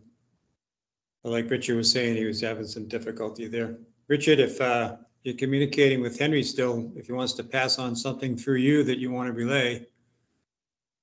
We have Penny with her hand back up. Penny? Sorry, there's one more thing I want to add. I just want to say, I mean, obviously, I can fight this myself for my house, but if the rest of the people that are having issues aren't fighting it as well, we're never going to get rid of the rat issue because they multiply so fast. I just feel like it has to be, and I guess that's why I reached out to Board of Health and the town, because as a town, I was hoping that there was something that we could do to kind of fight it together. I can sit here all day and fight it myself, but if nobody else is fighting it, I'm always going to have a rat problem. My neighbors are always going to have a rat problem. It kind of has to be something that is done on a large scale, I would think. Okay, Richard? I was just gonna say, maybe if you told Henry to hit Shift Control M, that he'll be able to talk to you, but we're trying to text him at the same time. Okay. Well, if Thank he's you. listening, he probably heard that suggestion directly right from you, Richard. Thank you. So Henry, Shift Control M on your laptop. If you're on one, we'll bring the mic to life. There's one way. Well, it looks like the mic is still muted. And if he's on via this, I take it he's on the Teams call. So the other way is if his banner brings up his banner down below that shows the icons for camera and microphone, you can click on that microphone icon. If it's looking like there's a line through it, Henry, if you click on that to get rid of the line, it'll show an open mic. But in the meantime, while Henry's working on that, Alan, Joyce? Maybe a rat got him. Yeah. Yeah, no, I think Penny is absolutely correct that, I mean, based on the callers we have on the call tonight, there does seem to be a region of town, a neighborhood of town that seems to be hard hit right now.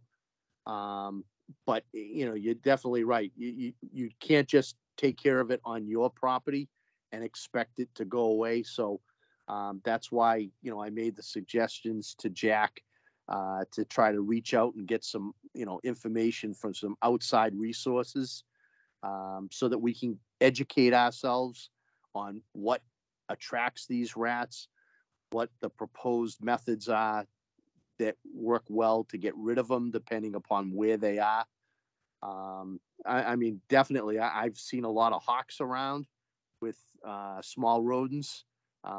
So in my neighborhood, it seems as though maybe the hawks are doing a good job, but I certainly wouldn't want to see the hawks get poisoned and go away, and then I'll be having Penny's situation. So we need to get some outside information and some education, you know, even from, like I said, our local ag committee, perhaps can shed some light on this, because it may be something that is going to have to be done over a relatively long period of time to maybe get the scales tipped back in balance to where Mother Nature is taking care of this issue and we're not seeing it. Thank you. Okay, Joyce, go ahead. I agree with Penny as well. And I don't know if Alan realizes that it is over in like Millville Road. I have two friends that have gotten people, you know, had someone come in to help eradicate it. So it is around. And again, we can talk all night about it, but I think we need to do it just as you said, Alan, is find out solutions from other places and see what we can do. But I agree there is a problem. I mean, I personally have not had it, but you know, I've had it before.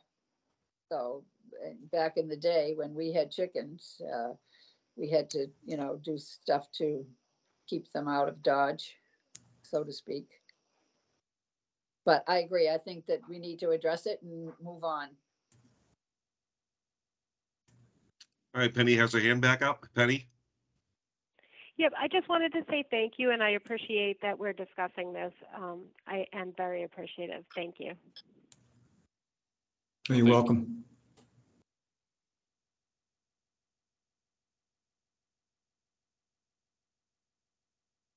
Anything else on this topic? On this topic or on another topic? I'm not On seeing any this hand raised.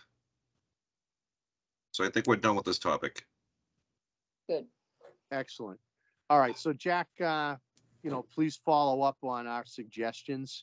Yep. And let us know what you find. Next topic, Jack. I'm a little out of sync here. No problem. The next topic would be going back, number 4, amendment tobacco enforcement update.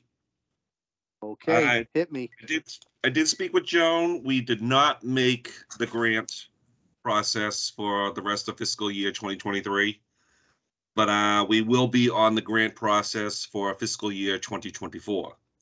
But in the meantime, we are still going to have Jody, who's the tobacco enforcement agent. I believe you guys were speaking with her, I believe just before I came on board to the Board of Health. She's going to be doing her inspections to the 6 stores that sell tobacco products on Monday of next week. She said she's going to do all 6 stores on the same day, and she'll come into the BOH office after she does her visits to give me a status update of how it went so far. And this is the introduction and educational session with them first. Very good. That was my next question. So she's going to work for us as a contract employee. Correct. For this fiscal year. Very good. Thank you. Anybody else have any input on that? No, but I have another issue that I just want to discuss very briefly. We'll let you. Okay? We'll let you. Fire away. So this afternoon, I was over on Millville Road, and I saw a septic pumper that I did not recognize. And I don't know, Jack, you would know if this person has a license, probably. It said Smith Septic Pumping, and I don't know whether it was from Midway or Holliston, but it was going down to Kinsley Lane. And I just was surprised because I've never seen that before. That pumper, and I just was wondering. Now that I'm on the Board of Health, I'm like thinking about these things. I'm like well, it's funny you should say that, because I live in Bellingham. When I'm driving from Mendon into Bellingham, I'm seeing porta potties. I'm like, I even licensed. Like, wait a minute, I'm not in Mendon anymore. This is Bellingham. I don't care. It's Bellingham. I know. It's like I feel like, oh my gosh, that's something different. I haven't seen that before. So I thought I just didn't know if they had a license or they were just sneaking in or what they were doing. And you said this was a septic pumper? Yeah. Smith, it was. I mean, who Smith? Yeah, I'm going through them right now. Okay. It sounds familiar to me, but I just want to make sure that.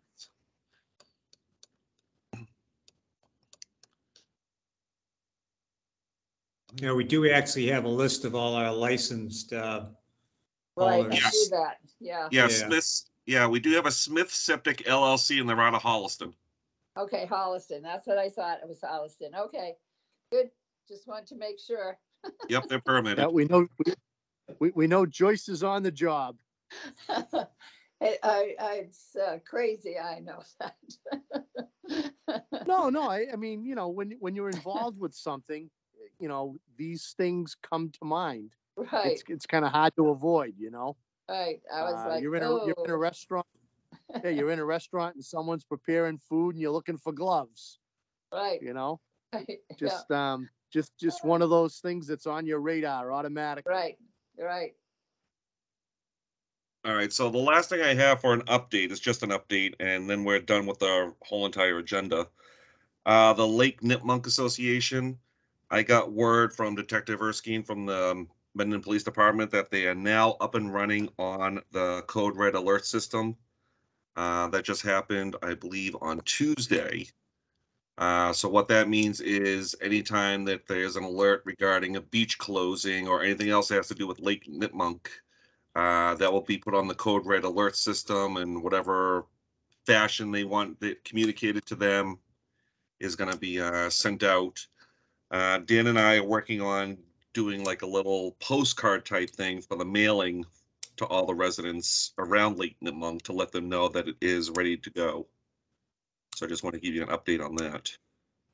So that list, Jack, just curiosity, so is that reflective of only members of the association, or are we talking about all the residents around the lake have participated with a number to provide?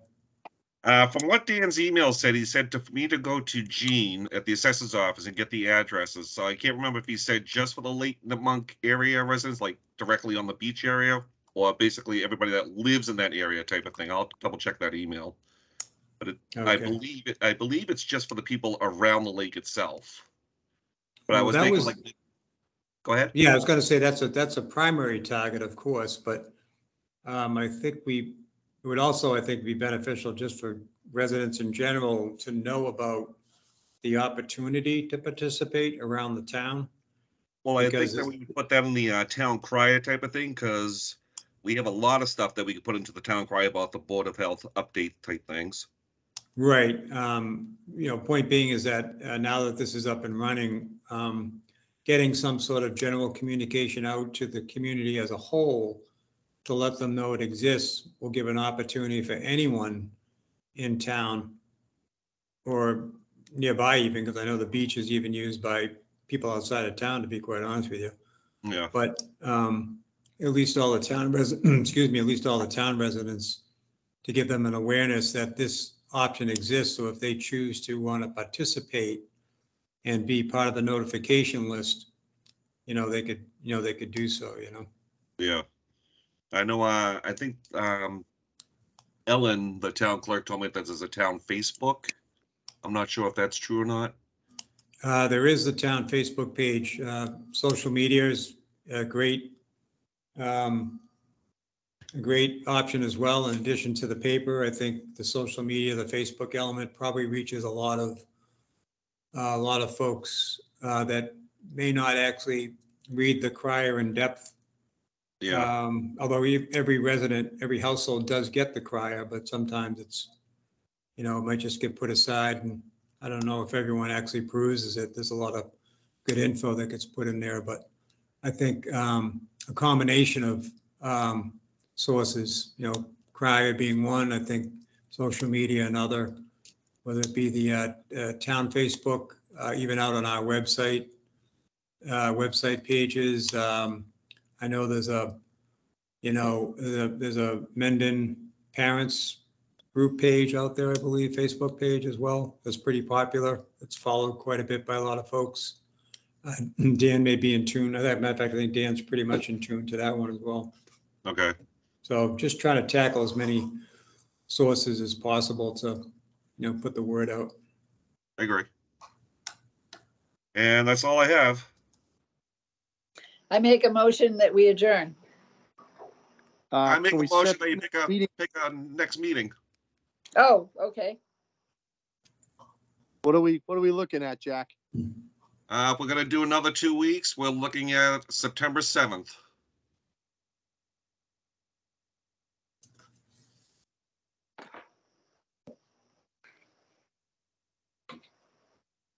Seven, Yeah. what time? 7:30? Joyce? I'm good with 7. Okay. Yeah, if that works, or is that good for you, Alan? I mean, Yeah, no, 7 o'clock is fine. Tom?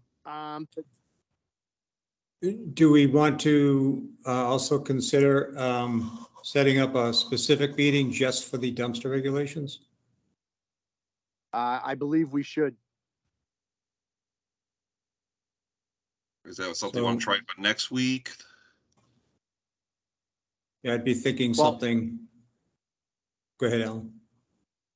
It would have to be in person, right? yeah, So we'd have to use one of the 3 facilities that can broadcast. Right. Which Ellen would make us aware of availability. Right, so, Jack, you might have to see what's available. Well, I know Fridays are available. I think I'm the only town employee that's in the town working on Fridays. So if anybody has a problem with Friday, I think Friday would be the best date. Are you talking about during the daytime? Daytime, nighttime, whatever you guys look. Well, if we, as a board, when we meet, outside of calling it an executive session, it has to be open to the public. Oh, I thought it would be just the board itself. I'm sorry. Right, so, I mean, not to say we couldn't, we could certainly make the time in the afternoon. But I'm just thinking in terms of the public, there might be some public interest, in the discussion. Who knows what some folks may want to listen in or participate. I'm just thinking the evening seems to be a more conducive time for most folks, that's all. I wouldn't want to have Well, folks think that we're eliminating them, that's all. The only other thing that I have to say about that is that we are working together to figure out all the types of regulations, and then we're definitely going to review them with the public. I mean, I understand, I hear what you're saying, but I'm thinking that, to have the discussion back and forth among us and doing different things is, I wouldn't think that that's like something that has to be a public meeting. Well, I think when you look at the definition of what open meeting law is all about. Right, I but think if they want to come down to where we're meeting, doesn't that count? They could come down and sit in the meeting. Oh, absolutely, yeah. If we chose to create the meeting in such a way that would be in person only. Right. I just know that it's been a benefit to have had remote capability to the public to participate, has promoted good participation where sometimes folks can't get to the meeting. I don't know that I would want to pull that away from the public, to be honest with you, but. Well, I may have misspoke because I wanted the board members to be together at the table, but I have no problem with the public listening in remotely. I just felt that we as a board in person, sitting around the same table, hashing this out. It's important, right? I agree. Right. So, I mean, if we wanted to do 3:00 in the afternoon on Friday, if that worked for everybody to, and blocked off a couple hours, I just know that we need to have a facility that can broadcast the meeting. Correct. So that's why I said that, Jack would have to check and see what's available. But if you guys wanted to do 3 or 4 o'clock on a Friday for a couple of hours, and we do it the way we've been doing it, where the public is more than welcome to listen in. I just felt that the three of us, well, I'm sorry, Jack, the four of us being at the same table is probably the most productive we can be. I agree. Getting to the point where it's going to be a final draft. I agree. Yep. All right, so let me double check with Dan's schedule. Yeah, I definitely can't do it this Friday, that's for sure. Well, it wouldn't be enough time to notify the public. Right. But if we decided we wanted to do it next Friday and that worked for people, I don't know what the date is. That would 26th. 26. No, is that 26th? No, it's a second. Oh, September 2nd. It is Labor Day weekend. Yeah, that's Labor Day weekend. That's Today's the probably not a good 24th, sorry. All right, so the following Friday, let's say. idea. The 9th. So that then puts it after our scheduled regular meeting? That would. Does that All make right, so sense? would you guys want to do the 7th with Dan on dumpster regulations alone and have another real Board of Health meeting on the 14th? So we'll have a back-to-back. That Let's would see. be fine. I can do Well, that. are we looking to, well, I just wouldn't want to, are we looking to do this meeting so that we can then definitively tell Dan that we have or are we looking to make Dan part of this process as well? Well, I personally didn't know if Dan needed to be part of it unless he wanted to be.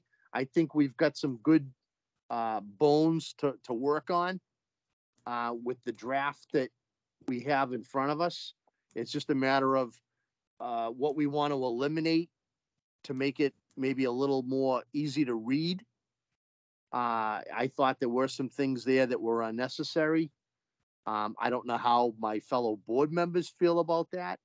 And, you know, I felt we could work with what we have in front of us and tweak it to the point where we could say, this is what we want, and Dan could look at it. And then if Dan felt, you know, we were on task, maybe we could call that our final draft to get legal to look at it.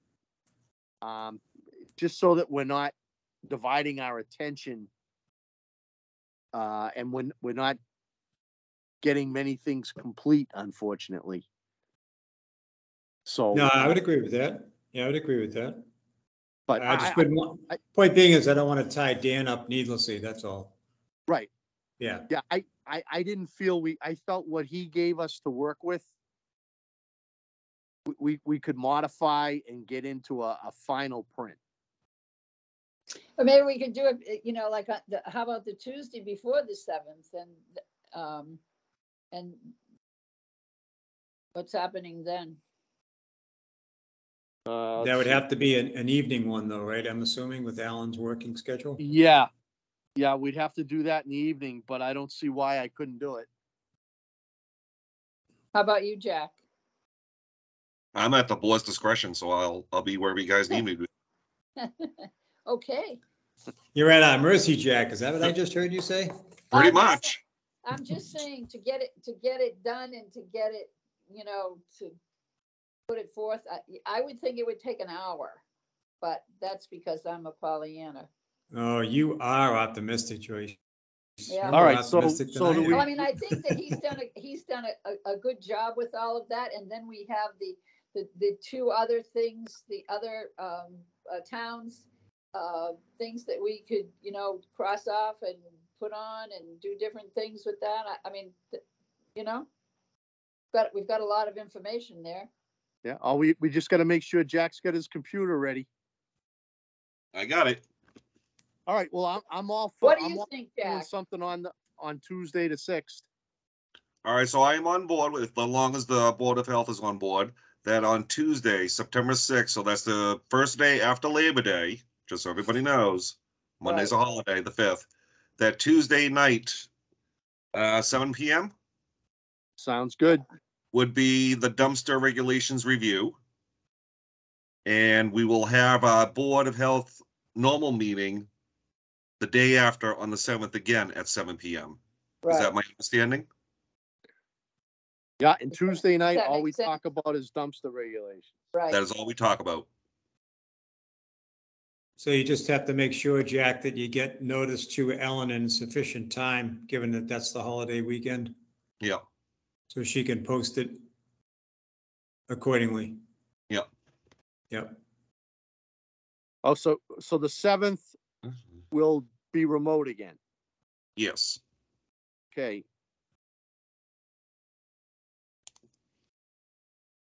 All right. All right, Joyce, now you can make your motion to adjourn. I make the motion that we adjourn. I'll second the motion. All those in favor? Aye. Aye. Thank you very much. Thank Thank you. you all. Have a So, good evening. Alan, if you hear that rooster crying on Friday, Friday morning, early. 5 o'clock, give me a call. Okay. But I won't need to. I won't Well, need so Joyce, were you unless- not going to go tomorrow morning then?